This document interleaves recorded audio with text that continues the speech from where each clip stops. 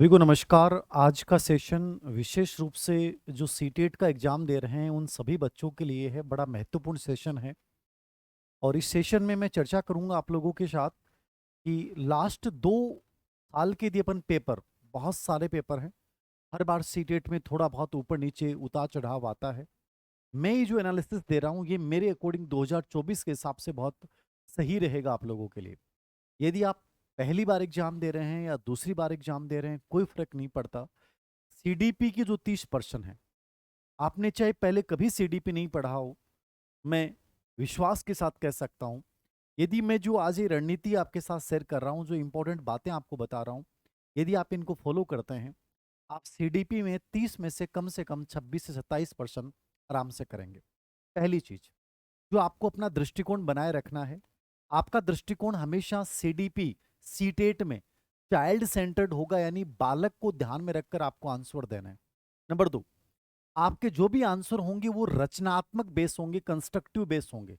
यानी कि रटाफिकेशन वाले प्रश्न आंसर नहीं देना। रटाफिकेशन मतलब जहां एक पक्षीय दृष्टिकोण हो वो आपको कभी भी आंसर नहीं करना होता है सीटेट में। रचनात्मक का तीसरा मतलब होता है हमेशा आप सॉल्यूशन ओरिएंटेड आंसर दो, समाधान ओरिएंटेड आंसर दो। कि एक बच्चा ऐसा व्यवहार करता है, बताओ टीचर आपका कैसा रहेगा। तो आपके टीचर की भूमिका को लेकर बहुत सारे अप्लाइड प्रश्न पूछे जाएंगे। तो वहां आपको ये देखना है कि आपका जो आंसर होगा वो बालक केंद्रित होगा, वो रचनात्मकता केंद्रित होगा। यदि ये दो दृष्टिकोण के साथ आप सीटेट में सीडीपी का एग्जाम देने जाते हैं, निश्चित रूप से बहुत सारे ऐसे कॉन्सेप्ट होंगे जो आपने पहली बार कभी पढ़े ही नहीं, फिर भी आपके आंसर सही हो जाएंगे। चलिए, मैं कुछ इंपॉर्टेंट चीजें आप लोगों के साथ आज डिस्कस कर रहा हूं कि यहां से ये चीजें आपको देख के जानी है जहां से 99.99% प्रश्न आते हैं, वही चीजों को बता रहा हूं। सीटेट 2024 जो 7 तारीख को होने वाली है, पहला प्रश्न जो आपको देखना है, दो एजुकेशन आपको पढ़ के जानी है, इंक्लूसिव एजुकेशन और प्रोग्रेसिव एजुकेशन। समावेशी शिक्षा और प्रगतिशील शिक्षा। समावेशी शिक्षा का तात्पर्य क्या है, समावेशी शिक्षा की विशेषता है या नहीं है, समावेशी शिक्षा में शिक्षक का दृष्टिकोण होना चाहिए, समावेशी कक्षा कक्ष के अंतर्गत बालक के साथ होता है। ऐसे प्रश्न आपसे पूछे जाएंगे। मुश्किल से 8 या 9 लाइन आपको समझनी है। जो अपनी अवनी वाली किताब है उसमें मैंने बहुत अच्छे से इसको बता रखा है, एक भी प्रश्न आज तक उससे बाहर नहीं आया है। तो समावेशी शिक्षा आपको कंप्लीटली एक पेज का मैटर है, आपको पूरा देख के जाना है। समावेशी शिक्षा का अर्थ, इसकी विशेषता और इसके सिद्धांत।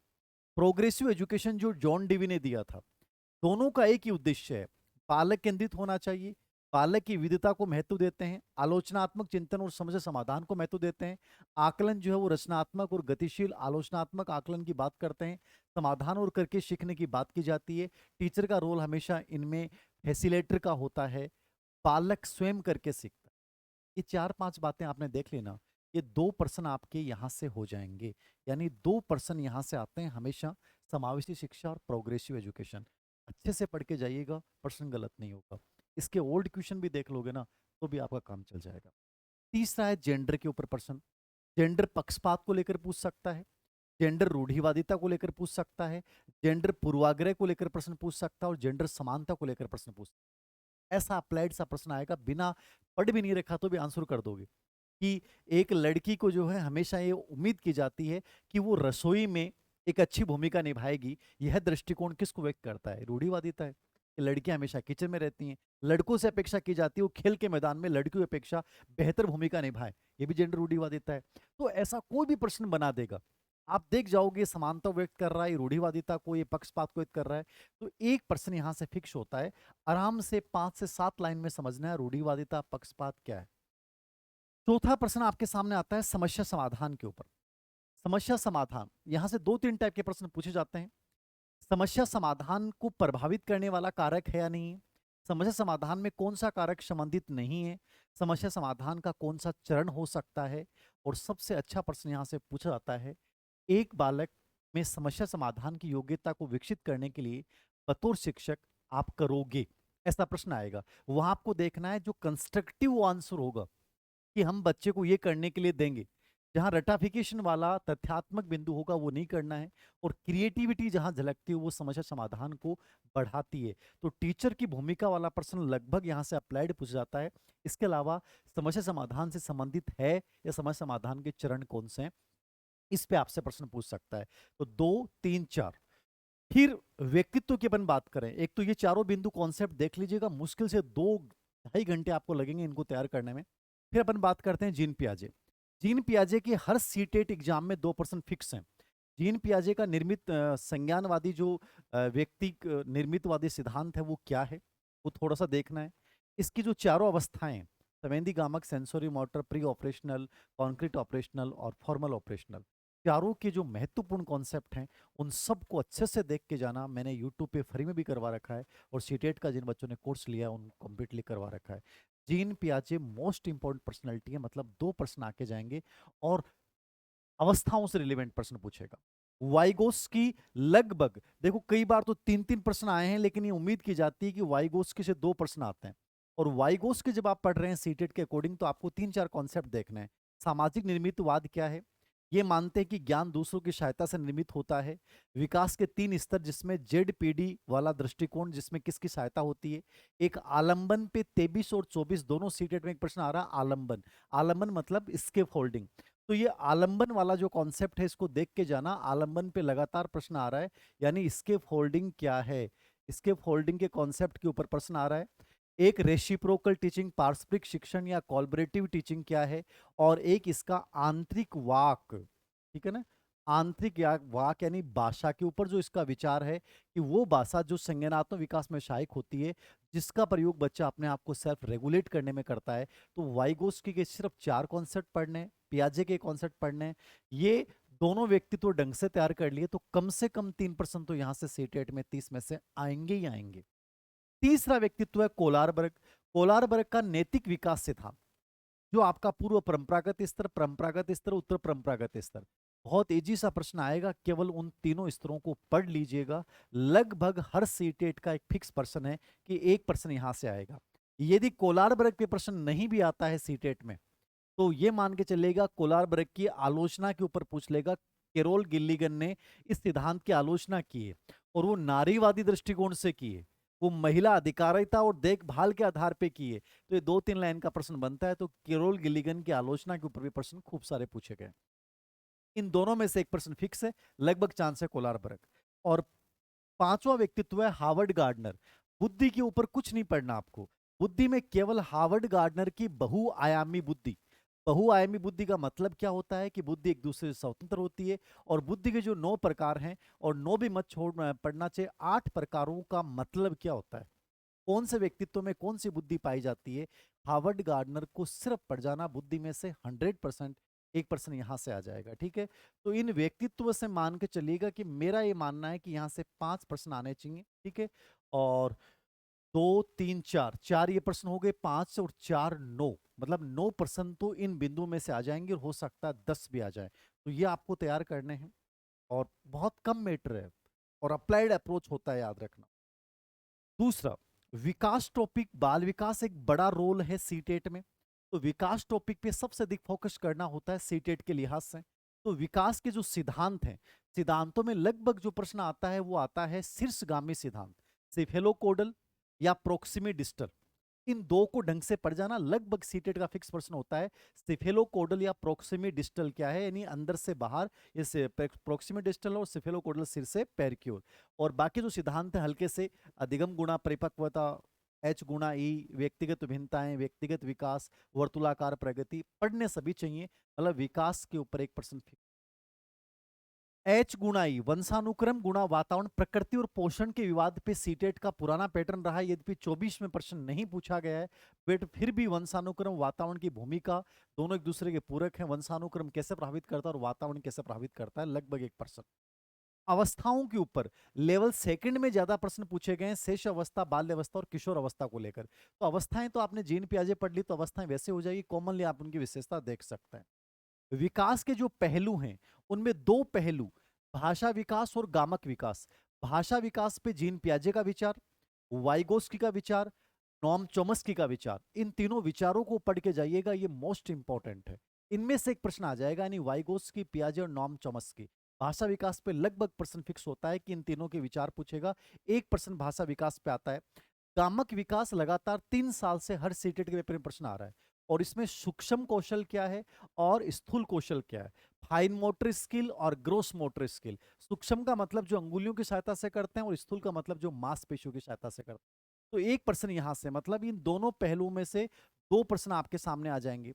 एक समाजीकरण, ये सीटेट के पुराने पेपर भी देखोगे वहां भी लगातार प्रश्न पूछा गया है और वर्तमान में 23 और 24 में लगातार पूछा गया है। समाजीकरण की प्रकृति क्या होती है? विशिष्ट होती है, वर्तुलाकार होती है, ठीक है ना, गतिशील, गत्यात्मक होता है। एक तो प्रकृति की से रिलेवेंट कोई प्रश्न आपसे पूछ सकता है, पूर्व अनुभव से रिलेवेंट होता है, ठीक है। एक समाजीकरण की एजेंसियों पे बहुत प्रश्न पूछा जाता है। परिवार प्राथमिक एजेंसी है, विद्यालय द्वितीय एजेंसी है। समाजीकरण को कौन से कार्य प्रभावित करते हैं? समाजीकरण का अर्थ क्या है? समाज के नियम आदर्शों के अनुसार अपने आप को ढाल लेना। तो समाजीकरण के ऊपर लगभग एक प्रश्न फिक्स सा होता है, ये देख लेना। एक संज्ञान और भाव, कोग्निशन और इमोशंस के मध्य रिलेशनशिप क्या है? दोनों एक दूसरे में सन्निहित होते हैं, दोनों एक दूसरे को अच्छी तरीके से प्रभावित करते हैं। इसको लेकर भी सीटेट में बहुत सारे प्रश्न पूछे गए हैं। तो विकास टॉपिक में स्पेशली आपको क्या फोकस करना है? विकास के सिद्धांत, प्रकृति पोषण विवाद, अवस्थाएं, भाषा और गामक विकास, समाजीकरण और संज्ञान और भाव को लेकर प्रश्न आपसे पूछ सकता है। या मेटा संज्ञान, ठीक है ना, अधिसंज्ञान, एक आलोचनात्मक चिंतन, मानसिक विकास में आलोचनात्मक चिंतन को लेकर बहुत प्रश्न पूछे गए हैं। तो आलोचनात्मक चिंतन तैयार कर लीजिएगा। आलोचनात्मक चिंतन को लेकर यही प्रश्न पूछता है कि बच्चे में आलोचनात्मक चिंतन को बढ़ाने के लिए कौन से प्रश्न का प्रयोग करेंगे? कि आपके गांव में कितने जनसंख्या है, आपके गांव में ये पानी के नलकूप कितने हैं, यदि ऐसा हो जाए तो आप क्या करेंगे? तो ऐसा प्रश्न पूछा जाएगा कि जो क्रिएटिव सोच, आलोचनात्मक सोच को बढ़ावा दे, ठीक है ना। तो आलोचनात्मक सोच, अपसारी चिंतन, अभिसारी चिंतन, इन तीनों में से किसी एक को लेकर एक प्रश्न पूछेगा। तो ये मानसिक क्रियाओं में आलोचनात्मक सोच, अभिसारी सोच और अपसारी चिंतन, इन तीनों को लेकर आप तैयार कर लीजिएगा। एक प्रश्न डेफिनेटली यहां से आएगा। मतलब विकास टॉपिक से लगभग, यदि पूरे विकास में से पियाजे, वाइगोस के सब आ जाते हैं तो टोटल लगभग 10% विकास से हो जाते हैं। बट इन बिंदु की मैंने चर्चा की है, आप मान के चलिएगा कि 6% के आसपास इन बिंदु से पूछे जाएंगे। उसके बाद मोटिवेशन, बाकी साइकोलॉजी में टॉपिक की बात करते हैं तो अभिप्रेरणा से एक या दो प्रश्न आते हैं। और अभिप्रेरणा के प्रश्न में फिक्स है, एक तो प्रकार पे आएगा, आंतरिक आरोपण या बाह्य आरोपण। आंतरिक अभिप्रेरणा या बाह्य प्रेरणा का उदाहरण कौन सा है? या महारत लक्ष्य, आजकल ये प्रश्न बहुत बार आ रहा है, महारत लक्ष्य क्या है? और प्रदर्शन लक्ष्य, प्रदर्शन लक्ष्य मतलब दूसरों को दिखाने के लिए, महारत मतलब उस विषय में निपुणता प्राप्त करने के लिए। तो महारत लक्ष्य या प्रदर्शन लक्ष्य क्या है? इनके ऊपर मास्टरी ओरिएंटेड और परफॉर्मेंस ओरिएंटेड, ये प्रश्न बार बार रिपीट किया जा रहा है, तो ये देख लीजिएगा। या अभिप्रेरणा के कोई सिद्धांत के ऊपर भी प्रश्न पूछ सकता है। बट मुझे लग रहा है कि इन दोनों बिंदुओं में से एक प्रश्न मिनिमम है, दो प्रश्न भी आ सकते हैं मोटिवेशन में से। व्यक्तिगत भिन्नता, इंडिविजुअल डिफरेंस के ऊपर जो प्रश्न पूछा जाता है, एक तो प्रतिभाशाली बालक, प्रतिभाशाली बालक की एजुकेशन या विशेषता को लेकर, ये देख लीजिएगा, ठीक है। एक वंचित बालक, वंचित बालक के अंतर्गत जो है वो आपको देखना है दृष्टि बाधित, श्रवण बाधित, ऑटिज्म बालक, है ना, एडीएचडी, इन बच्चों को थोड़ा सा देख के जाना। वंचित बालकों में दृष्टि और श्रवण बाधित पे ज्यादा चांस है। ऑटिज्म बच्चे भी प्रश्न आ सकता है, इनकी विशेषता, इनके लिए एजुकेशन में क्या होना चाहिए, बतौर शिक्षक आपका क्या दृष्टिकोण होना चाहिए, ये प्रश्न प्रतिभाशाली पे, वंचित बालक के ऊपर। और एक प्रश्न ऐसा भी पूछ सकता है कि व्यक्तिगत विभिन्नताओं में विविधता को प्रोत्साहित करना चाहिए, व्यक्तिगत विभिन्नताओं में शिक्षक की भूमिका होनी चाहिए, व्यक्तिगत विभिन्नता की सहायता से शिक्षक कर सकता है, ऐसा कोई अप्लाइड प्रश्न आपसे पूछ सकता है। तो इंडिविजुअल डिफरेंस में ये तीन चार चीजें आप देखना, प्रतिभाशाली बालक, वंचित बालक, दृष्टि श्रवण बाधित, ऑटिज्म, एडीएचडी। अधिगम की अपन बात करते हैं। अधिगम में एक पर्सन फिक्स है, लर्निंग डिसेबिलिटी, अधिगम है क्षमता। और अधिगम है क्षमता में डिस्ग्राफिया और डिसलेक्सिया, ये दो स्पेशली देखना। डिसलेक्सिया पे लगभग प्रश्न होता है, या तो इस लर्निंग डिसेबिलिटी की प्रकृति क्यों होती है इसको लेकर, या इनके लक्षण को लेकर। तो डिस्ग्राफिया और डिसलेक्सिया। दूसरा, अधिगम की प्रकृति को लेकर, अधिगम की विशेषता को लेकर, कि अधिगम की विशेषता है या नहीं है, अधिगम का प्राथमिक लक्ष्य है या नहीं है। और एक अधिगम में अनुभव अधिगम क्या होता है, एक्सपीरियंशियल लर्निंग क्या होता है, ठीक है। तो अधिगम को लेकर दो प्रश्न अमूमन पूछता है। लर्निंग डिसेबिलिटी फिक्स आएगा। अधिगम की प्रकृति को लेकर, सीखने में विविधता को लेकर टीचर को क्या करना चाहिए, सीखने की गति बढ़ सकती है जब शिक्षक बच्चों से ऐसे प्रश्न पूछे, ऐसा अप्लाइड प्रश्न पूछ सकता है। अधिगम का प्राथमिक लक्ष्य क्या हो सकता है, अधिगम से संबंधित नहीं है, ऐसा प्रश्न, ठीक है। और अधिगम में अनुभव अधिगम की भूमिका, इसको लेकर आपसे प्रश्न पूछ सकता है। तो अधिगम को लेकर 2 प्रश्न यहां से पूछेगा, तो इसको देख लेना। इसके अलावा अधिगम का एक सिद्धांत है अ, निर्मितवादी या संरचनावादी। इस पे एक प्रश्न फिक्स होता है सीटेट का। कंस्ट्रक्टिव कक्षा कक्ष क्या होता है, संरचनावादी सिद्धांत क्या होता है, जिसको अपन निर्मितवादी अधिगम सिद्धांत भी बोलते हैं। तो संरचनावाद की मुख्य विशेषताएं पढ़ के चले जाना कि ये बच्चा शैक्षिक रूप से सीखता है, करके सीखता है, पूर्व अनुभव से तुलना करके सीखता है, ज्ञान का बच्चा निर्माण करता है, ठीक है ना। तो निर्मितवादी अधिगम की थोड़ी सी विशेषताएं देख के जाना, संरचनावादी कक्षा कक्ष की विशेषता है या विशेषता नहीं है। एक प्रश्न ये भी फिक्स है। तो अधिगम से टोटल वैसे 3 प्रश्न हो जाएंगे लर्निंग टॉपिक में से, और लर्निंग को सिद्धांतों को बाकी को नहीं देखना, केवल निर्मितवादी सिद्धांत पढ़ना है, अधिगम की प्रकृति विशेषताओं को समझना है, ठीक है, अनुभव अधिगम देख के जाना है, और लर्निंग डिसेबिलिटी देख के जाना। यहां से 3 प्रश्न हो जाए। आकलन, आकलन को लेकर 1 या 2 प्रश्न होते हैं, एक तो फिक्स है। और आकलन को लेकर पिछले 3 साल के पेपर यदि अपना एनालिसिस करते हैं तो स्पेशली रचनात्मक आकलन, फॉर्मेटिव आकलन, निर्माणात्मक आकलन पे प्रश्न आ रहा है। अधिगम के लिए आकलन या रचनात्मक आकलन। योगात्मक आकलन पे भी प्रश्न आ सकता है, बट बहुत कम आता है। तो आकलन के तीनों प्रकार, रचनात्मक, योगात्मक, सतत और व्यापक मूल्यांकन, तीनों को समझ के जाना। स्पेशली रचनात्मक और अधिगम के लिए आकलन पे डेफिनेटली प्रश्न, या कोई ऐसा प्रश्न भी पूछ सकता है कि अच्छे प्रश्न पत्र की विशेषता है या नहीं है, ऐसा प्रश्न भी। तो लगभग अपन मान के चलते हैं आकलन से 1 या 2 प्रश्न आते हैं। एनईपी 2020 पे 24 में कोई प्रश्न नहीं पूछा गया, बट 22-23 में प्रश्न पूछे गए। तो एनईपी 2020 की मुख्य विशेषताएं आप देख लीजिएगा। एनईपी 2020 की जो फंडामेंटल स्ट्रक्चर है, एनईपी 2020 में मूल्यांकन कैसा होगा, एनईपी 2020 में पाठ्यक्रम को लेकर क्या बात की गई है, एनईपी 2020 में जो स्ट्रक्चर है 3 4 5+4 4, ये जो, इसको हल्का सा देख लीजिएगा। बस इनको लेकर कोई प्रश्न आपसे पुटअप किया जा सकता है। तो ये टोटल एनालिसिस है सीटेट को लेकर। मेरे अकॉर्डिंग इतनी चीजें आप पढ़ लेते हो तो बहुत है, ठीक है। मतलब पूरे 30 में से यही चीजें अप्रोच रहता है। 2-3 प्रश्न एकदम से अप्लाइड से होते हैं, कथन कारण वाले होते हैं, वो इन्हीं में से मिला के बनाता है। बट क्रिएटिव अप्रोच, रचनावादी दृष्टिकोण, बाल केंद्रित दृष्टिकोण को ध्यान को रखकर उत्तर देने हैं। इन टॉपिक्स को अच्छे से पढ़ लीजिए। मेरे अकॉर्डिंग सीटेट में आप 25+ आराम से कर जाओगे, 27 भी कर जाओ, 30 में से 30 भी कर। ये मैंने पूरा एनालिसिस करके आपको लोगों को बताया। उम्मीद करता हूँ कि आपको ये चीज़ें सही लगी होंगी। फिर भी आपका कोई सवाल हो तो आप बता सकते हैं, कोई प्रॉब्लम हो तो आप बता सकते हैं।